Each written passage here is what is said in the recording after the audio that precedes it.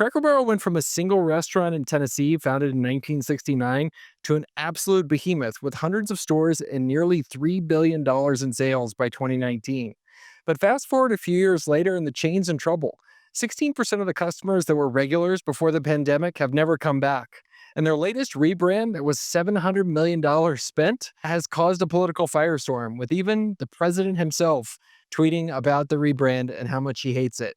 Well, with this level of ups and downs for the chain, what explains the rise and the fall of Cracker Barrel? That's what this video is about. If you're new here, my name is Michael, and I make videos about the rise and fall of iconic American companies. And I use those stories to explain fundamental business topics. And if you're interested, every few weeks, I do live lectures on the internet as a way to get back. You can sign up for those in the link below. Would love to have you. They're free, and you can ask all the questions you want. They're super fun. Also in this video, I took my son over to go visit a Cracker Barrel and potentially eat.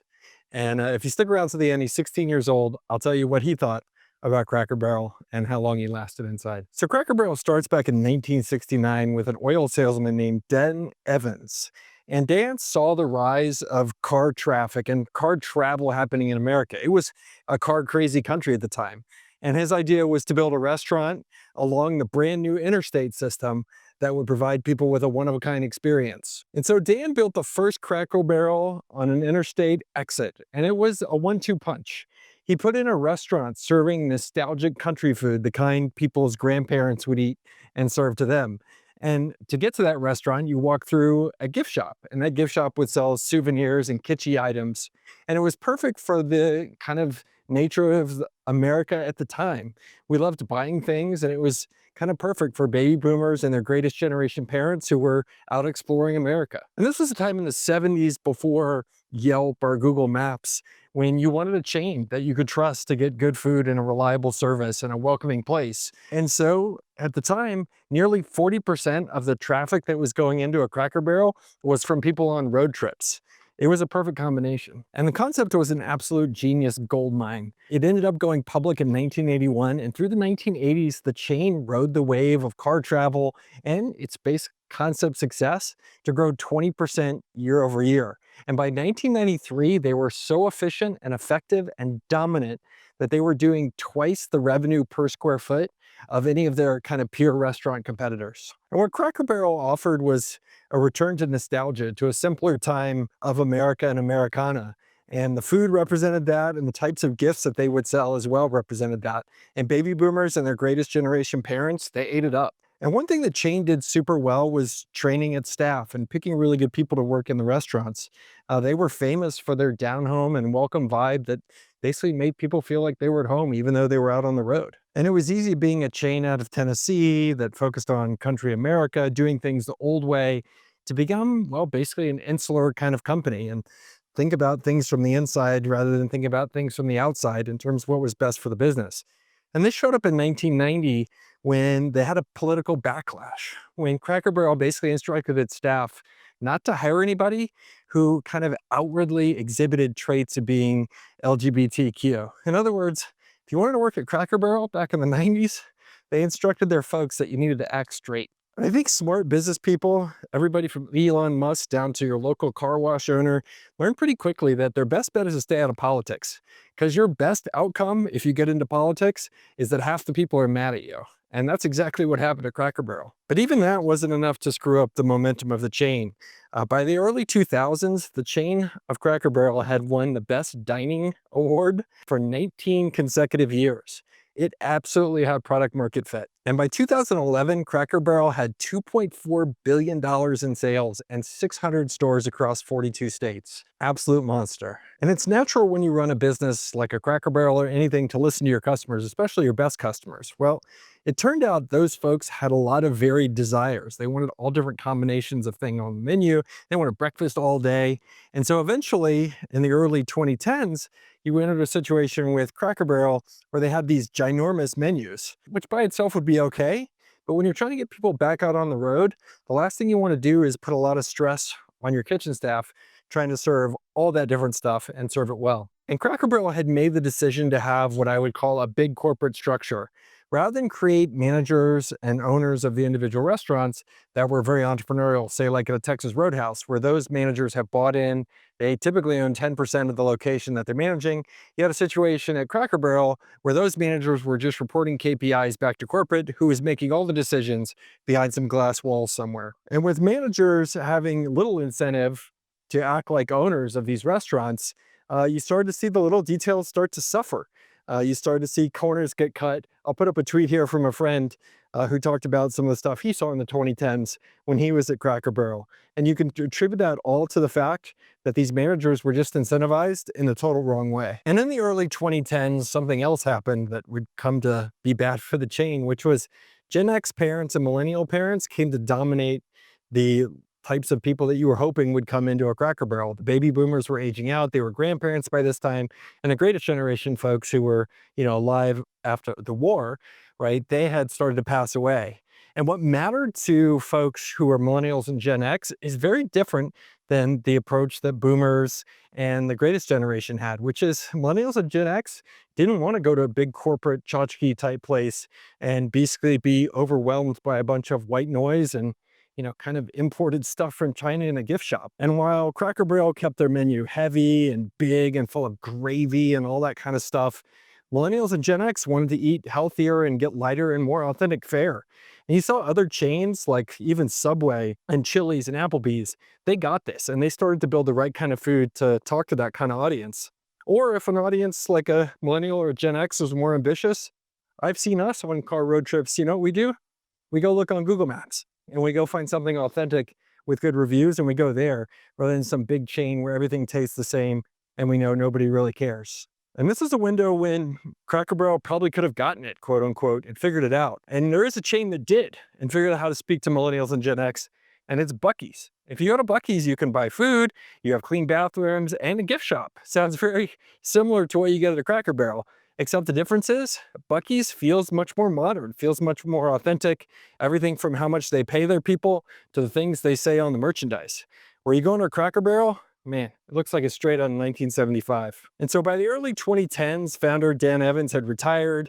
He'd been replaced by basically paid professional managers and a board that, well, basically made some decisions that turned out to be not very good. They kept the dividend going, which means they kept paying their shareholders money quarter after quarter because they were generating cash. But they didn't do things that really were going to be required to deal with some of these challenges. And as an example, in the 2010s, instead of working on their core business, they invested $133 million in a chain called Punch Bowl Social. And that chain was designed to target Gen Z.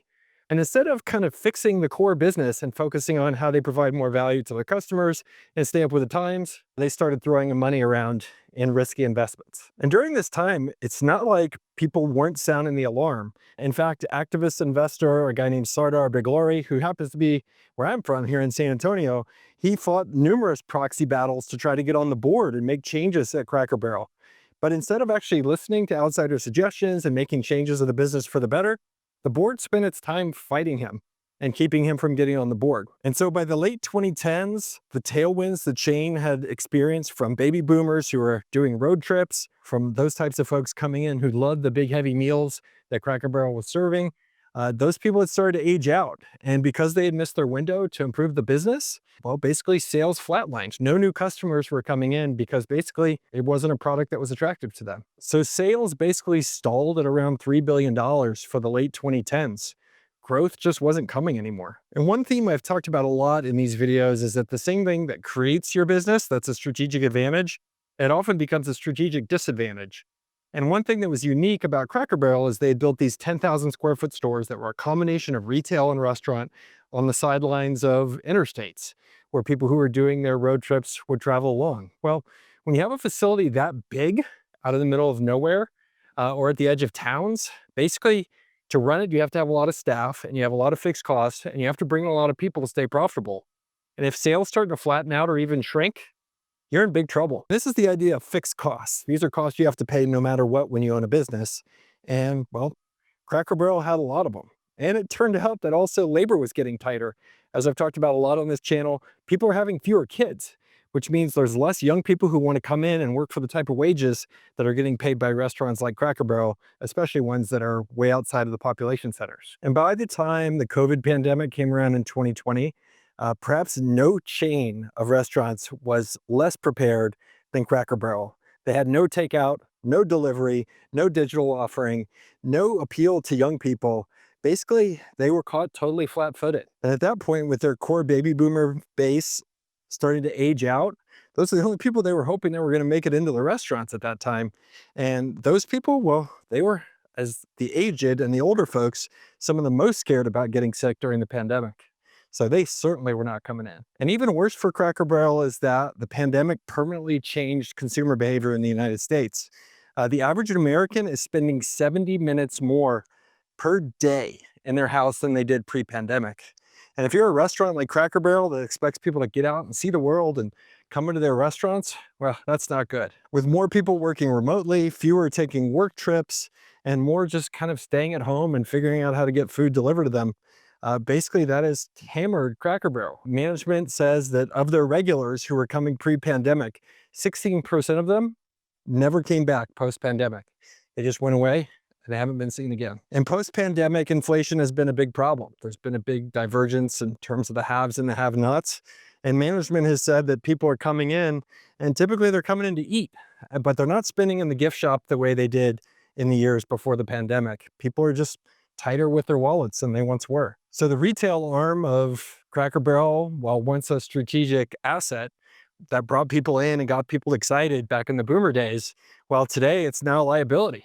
Consumers are not buying there, and it's just taking up space and costing them money to have all of those items stocked inside of all these stores. And many of those people that they had hoped would be customers of Cracker Barrel, well, they're the people that work there too.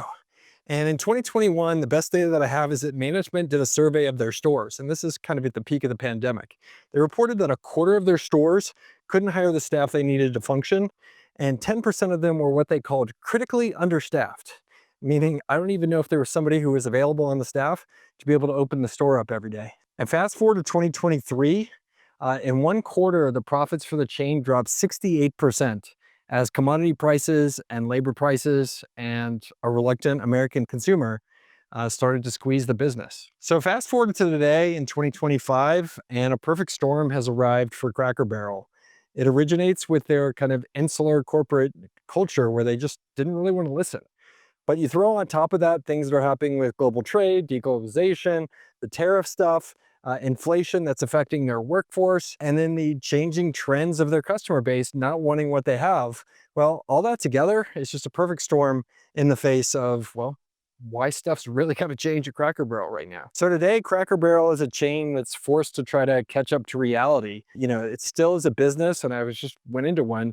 Feels like one built for a world that doesn't exist anymore. And the good news is, after decades of kind of ignoring the outside world and pretending that bad things weren't happening out in the field, and all these bad decisions they made, headquarters is finally forced to wake up and react. And it turns out, eventually, when you're not profitable for a while, you as a management team have to do that, or the market will make you. And the bad news is the response from Cracker Barrel headquarters and management is not going well. In 2023, new CEO Julie Masino, she came in from the outside with the idea of investing $700 million to update and upgrade the stores.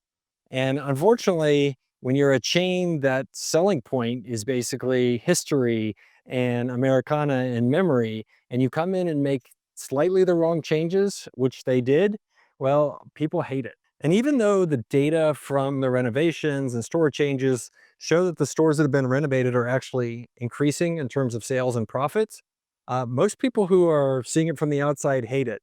And most importantly, the folks I've talked to that are Gen Z, who look at the new store design, feel like, well, it's kind of like a Holiday Inn, no personality. And perhaps a testament that they haven't figured out how to pay more attention to the world outside of headquarters. They've managed to figure out how to make themselves part of the culture war. And that's how we end up with President Trump tweeting about the rebrand, his son tweeting about the rebrand as being too woke by removing Uncle Herschel and his barrel from the logo. It is ironic that Cracker Barrel, remember back in the 90s when telling folks not to hire gay speaking, gay acting folks, picked the exact wrong time to be anti-woke.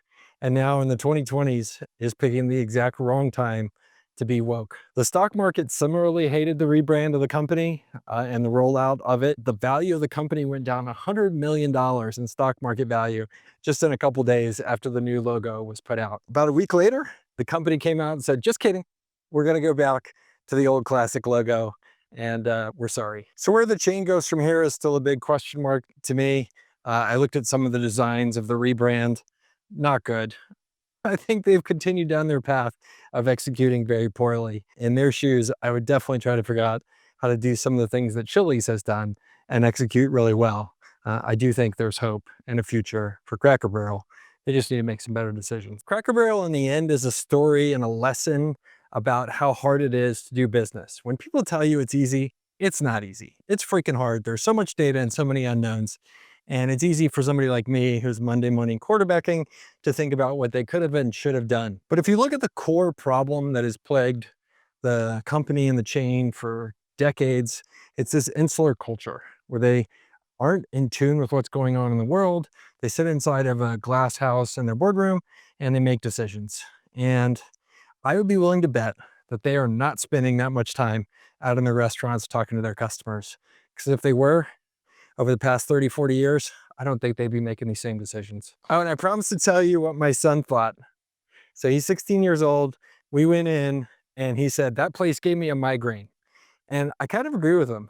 As you walk into the retail part of stuff, it felt like an old school retail place with noises everywhere and smells and stinks and just like Stanley cups with little pithy sayings on them. And he's like, why do I want to go here? And we left. And while this store that we entered was one of the old school ones that hadn't been renovated, it just shows they have a long way to go to win over some young people who are definitely not interested in what the Cracker Barrel is selling these days. All right, let me know what you think in the comments below. I try to read them all. See ya.